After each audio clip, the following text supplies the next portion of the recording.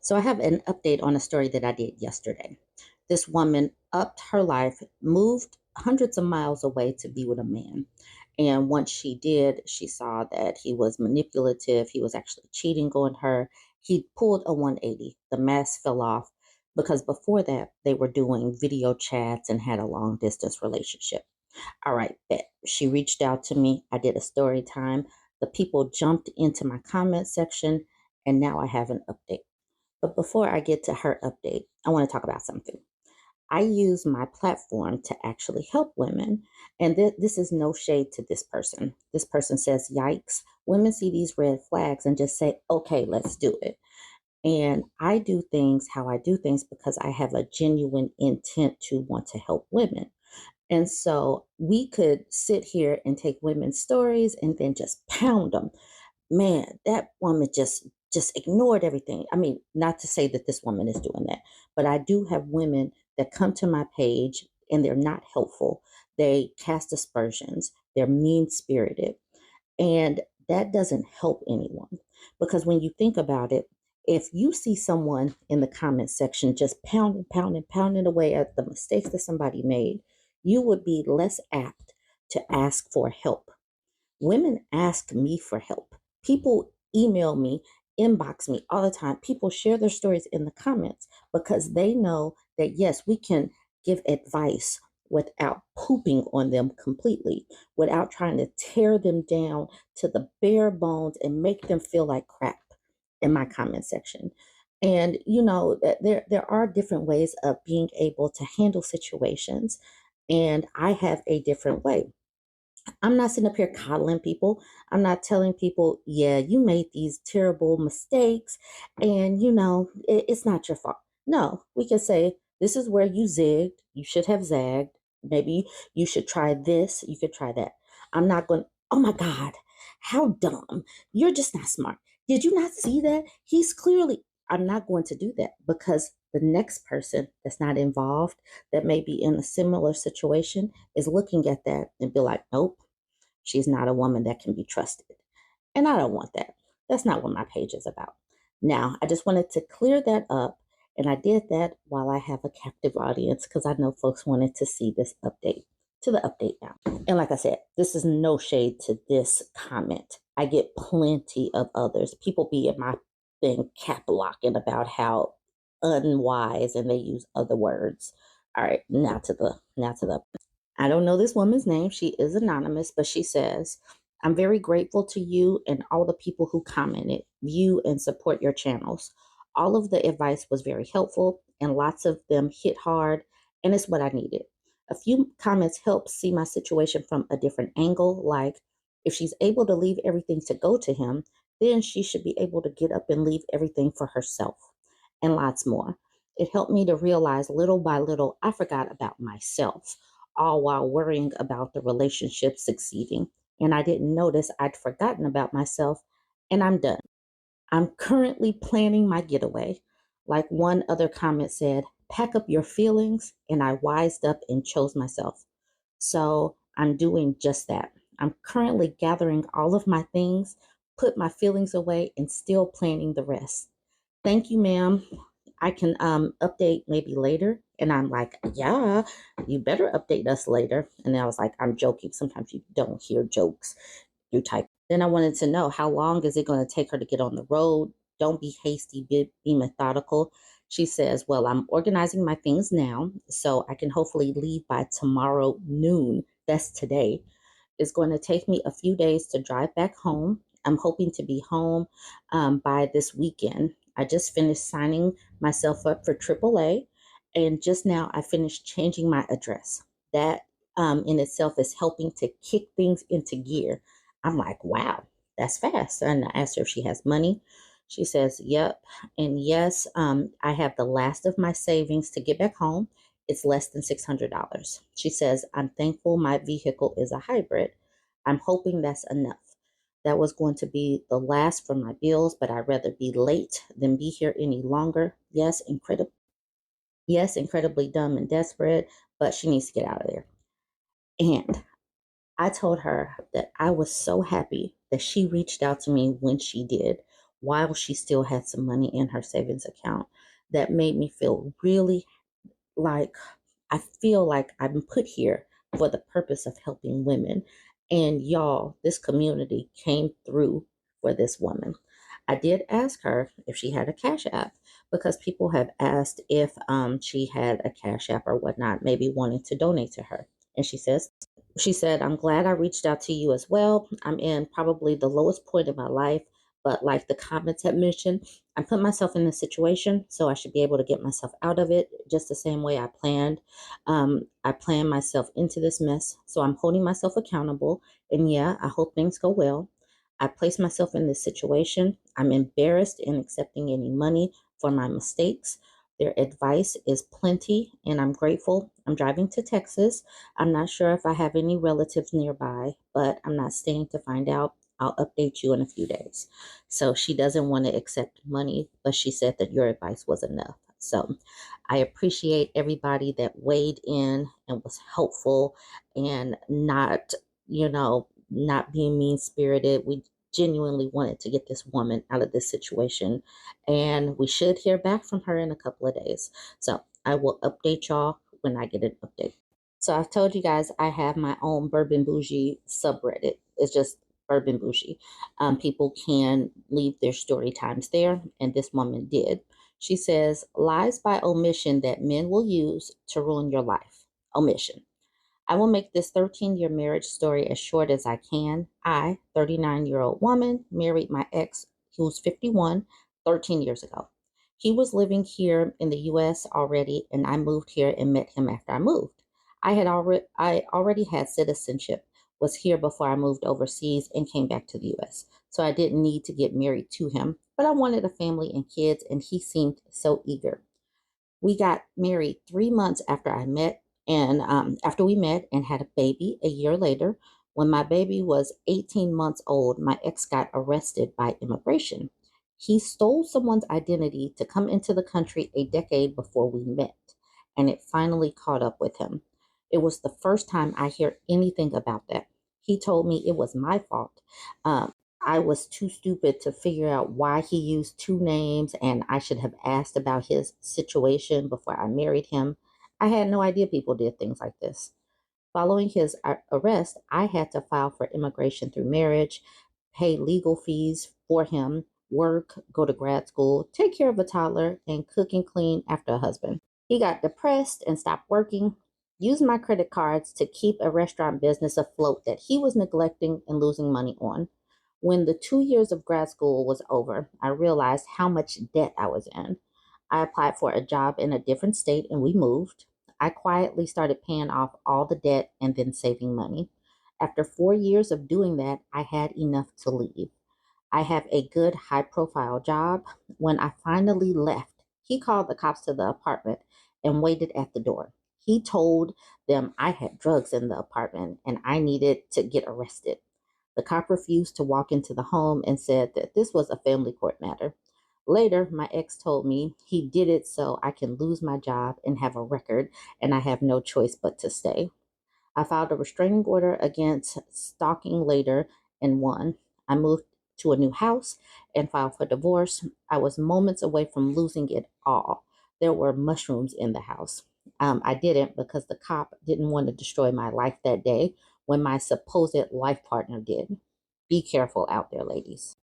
How you're supposed to like know that somebody has aliases and has immigration status issues, like, are we supposed to be detectives?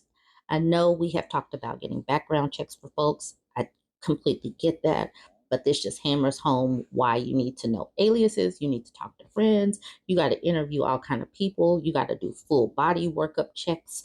There's so much you have to do in order to pair up with one of these people because something like this could happen. This is kind of wild. Now, I don't have that many people in my BurbNBougie community just yet. Only have one person that commented, but you guys can fill in the rest of the blanks with your comments. Grumpy on Main says, so many of my partners lie by omission about serious things like this. The fact that he blamed you for being too stupid to figure it out is galling and abusive. There are so many of these liars that if I ever date again, I'm going to hire a private investigator for anyone I feel like I want to get serious with. It's exhausting. I'm so sorry this happened to you, and I'm so glad that you finally escaped. Yes. How do you vet? People are like, you chose him. You got to vet. How do you do that when somebody is completely fabricating their lives? So many people victim blame, like you should have known.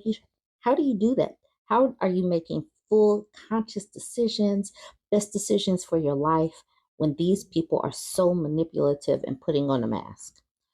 The OP says, I honestly have to figure out if the risk of taking on another potentially predatory male is worth it for me.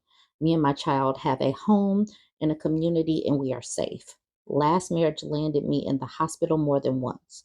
I had several nervous breakdowns, discovering things he hid from me. Not with it to me to take on another. And then Grumpy Young Man says, I completely agree. It's so risky. I'm in my mid 40s and honestly don't think I have the energy or desire to do it again after what I've been through. I'm so glad you and your child have a safe home and community. Absolutely. And folks wonder why women are so like, like I don't need, I can be single. Yes, you could talk about me being single with a cat. All right, I get it. I will take that. They're like, I will be that person because you cannot make another woman want to go through this again. You're just not going to make another woman want to like put herself out there and potentially harm her mental health, her physical health, her financial health again after going through something like that. But you guys jump in the comments. Let me know what you think. Don't forget to like, comment, and share. So I was tagged on this Reddit thread on Twitter. So I went back and I found it. And good thing that I found it when I did, because it already has the updates. So we don't have to wait for the updates. She says, am I the a-hole for wanting to take my 4-day-old baby away from her dad without saying anything to him, like leave while he's sleeping? Now, I always say that women asking this question are simply looking for validation for feeling normal human emotions. Let's talk about this story time. She says, throw away because my husband has access to my main. He doesn't follow this subreddit. I don't know if I'm thinking clearly. Please help. I just gave birth 4 days ago to a beautiful baby girl. I'm 29. My husband is 30. Right after we were discharged and got home 3 nights ago, my husband got a phone call from his father. And the next thing I know, my husband is losing it. He's on the phone like for 45 minutes, just flipping out, crying, snotting, yelling. I'm trying to figure out what's going wrong, and he's ignoring me. He goes and gets himself a 6-pack. He finally opens up to me about what's going on. Apparently, his brother, I think, is 27. I've only met him twice because he lives with their dad out of state. Just got arrested for kidnapping, photos of minor children, and having sexual relations with a young girl a week ago. He wouldn't tell me how old she was, kept dodging the question. He's been a mess since then. He has barely held our daughter, and when he does, he's just crying. He's not helping me at all. He's just completely shut down. I'm trying to be understanding, but I don't know the depth of what's actually happening at this point because he's not really communicating with me. Well, his mom showed up at like 8 a.m. this morning and woke us all up. He apparently invited her here to talk about what they're going to do. I kind of snapped at one point because I'm asking what's going on and they're straight up ignoring me. So I snapped and said, well, somebody tell me what the F is going on right now. And like his mom brought up the article of the arrest and it says minor girl aged 12 to 13. She was 12 when it started and is 13 now. So I just kind of clam up because I'm in shock, I think. Well, him and his mom start talking about getting this guy a good lawyer because apparently there was evidence in text showing that they were actively in a relationship and she knew what she was doing. They start searching for lawyers right then and there, and they start making phone calls to get quotes. Well, my husband just spoke to some lawyer for a free quote and gave the rundown on the situation to this guy. And he's like, blame the girl, basically. Yeah, it's effed up because this girl knew what she was effing doing. So she's just as much to blame here, if not more. I immediately felt sick to my stomach and just went to the bedroom with our daughter and kind of hid out, I guess. But him and his mom just came in here and asked me if I would pay for the lawyer. Apparently, the guy he was just on the phone with quoted him $12,000. I have $26,000 in fund money, no real purpose, but I've been saving over the past year. They also said he would need to be bonded out. I guess he was seen this morning at 9 a.m., which is why my mother-in-law came over today, and his bond is $10,000. 10,000 technically, but I guess you have to only pay 1,000. I'm so confused. All right, so I guess you only have to pay 10%, which is 1,000. She says, I'm so confused. This is what they are telling me. I think there is a longer process. This is all happening so fast. I don't want to pay for a lawyer. I don't want to pay this guy's bond. I don't want to be around my husband who is blaming the girl. I don't want to be around him when he's an emotional train wreck and having to help and no help with our daughter because he's so effed in the head right now. I don't know if I should wait it out and give him a chance to think more clearly before I jump ship and run for the hills. But everything in my body right now is screaming at me to run. I told him I didn't want to pay for the lawyer or bond. He said he understood, and I think he's trying to guilt me because every time I leave a room, he follows 5 minutes later, bawling his eyes out on the phone with someone saying he's never going to see his brother again and trying to figure out how he's going to come up with the money, i.e., I need to figure something out. He needs that lawyer and I don't have the money, or taking tissues from the bathroom and standing in the living room where I am to blow his nose super loud. It feels manipulative. Am I the a-hole for wanting to run without telling him and take the baby? I don't know what to do here. And so that's as much as I saw on Twitter. But then, like I said, she's updated. The first update. If you don't believe this, just please move along. I'm looking for help, not someone saying how fake they think this is because men don't cry over their brothers being locked up. He's been crying and flipping out since it happened. Keeps saying he's going to get unalived in prison or that he never should have allowed his brother to leave the state because none of this would have happened. He's even been watching videos on prison fights and how inmates make weapons because clearly not in the right head, and thinks he needs to warn his brother on how to protect himself. ETA again. The money I have is cash, and I have it on my body, in my robe, in the zipper. As for why he's protecting his brother, not to make excuses here, but I think it's survivor's guilt. His brother was abused as a kid, and my husband watched it happen, but didn't or couldn't stop it. So now everything that happens with his brother, and he is overwhelmed with guilt and blaming himself for why his brother is so effed up. It's the I couldn't save him, but then I can save him now mentality. And then she says in caps, my mom, dad, brother are on their way. Thank you guys. That was a lot. I probably could have led with that because I knew that happened at the bottom. But this is TikTok and or YouTube. So I need to get y'all sucked in because I was sucked into this story. Okay, so here's the person that was asking about the money and where it is. And also she says, you have a daughter and your husband thinks it's okay for a grown man to have sex with a 12-year-old girl. Seriously, say that out loud. Now the OP says it's all cash. I had it hidden in our gun safe. I have moved it now. It's on my body, in my robe, in the zipper, so he can't take it. This person says, your husband's response is over the top. Yes, this whole situation is serious and horrible, but he's taking it very personally. I'm just going to say it. Your husband knew what was going on with his brother. He may have participated. Mom may have known too. When you find out something like this, you hold your baby girl a little tighter. You don't ignore your child and wife and freak out like you're guilty too. Please follow your instincts. And then the OP says, I hope you're wrong, but I can't even say he didn't know. He keeps saying he didn't, but I'm very untrusting now. Regardless, this woman is getting out of there. And I saw this yesterday.